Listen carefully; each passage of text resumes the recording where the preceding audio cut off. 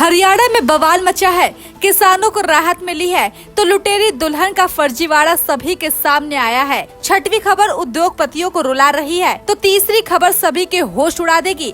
आइए हरियाणा की 10 बड़ी खबरों पे नजर डालते हैं। हरियाणा के किसानों के लिए सरकार ने फसल नुकसान की भरपाई के लिए एक नई योजना शुरू कर दी है, जिसके तहत किसानों को नुकसान होने पे मुआवजा ज्यादा मिलेगा।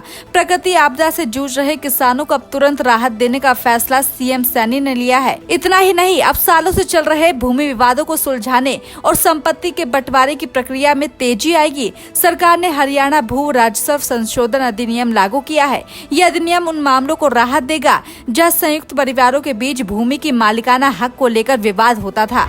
हरियाणा में प्री मानसून बारिश ने भीषण गर्मी से राहत दी है। भिवानी, हिसार और फतेहाबाद में तेज हवाओं के साथ बारिश और ओले गिरे हैं। किसानों को फायदा हुआ है, लेकिन पेड़ और बिजली के खंभे गिरने से नुकसान भी हुआ है। मौसम विभाग ने और बारिश का अलर्ट जारी किया है। लोग बारिश का लुत्फ उठा रहे हैं और सड़कों पर ठंडक छाई है। रेवाड़ी के एक नामी स्कूल की महिला टीचर को पुलिस ने गिरफ्तार किया है। आरोप है कि वो स्टूडेंट के साथ गलत काम करती थी। इस आरोप ने पूरे इलाके में सनसनी फैला दी है। लोग हैरान है कि शिक्षक जैसे सम्मानित पेशे में ऐसा कैसे हो सकता है। पुलिस जांच में जुटी है और स्कूल प्रशासन पर भी सवाल उठ रहे हैं। स्थानीय लोग इस खबर से सकते में है और सोशल मीडिया पे खूब चर्चा हो रही है। हरियाणा में 10 नए औद्योगिक मॉडल टाउनशिप विकसित होंगे। इसका ऐलान मुख्यमंत्री सैनी ने कर दिया है। इसके लिए जमीन का चयन हो चुका है। इससे हजारों रोजगार के मौके बनेंगे और राज्य की अर्थव्यवस्था को बढ़ावा मिलेगा। स्थानीय लोग इसी बड़ी सौगात मान रहे हैं, लेकिन कुछ गाँव में जमीन अधिग्रहण का विरोध शुरू हो गया है। ये योजना हरियाणा के भविष्य के लिए अहम मानी जा रही है। उत्तराखंड के बद्रीनाथ हाईवे पे भूस्खलन से हरियाणा की एक महिला तीर्थयात्री की मौत हो गई है। उनकी पिता और बेटी घायल है। परिवार तीर्थ यात्रा पर था। हादसे में यात्रियों में दहशत फैला दी है।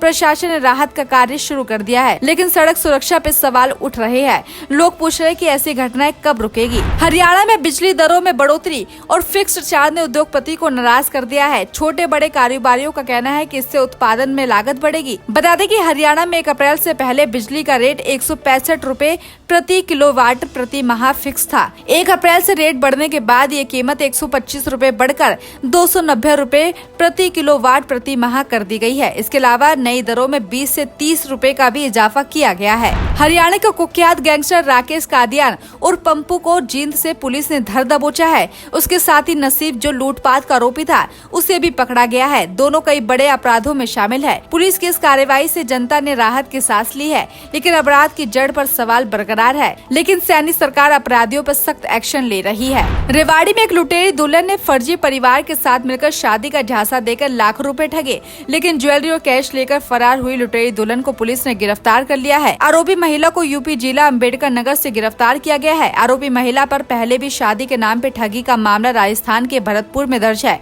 शादी कराने वाले बिचौलिया ने दूल्हे से 2 लाख रुपए कमीशन भी लिया था।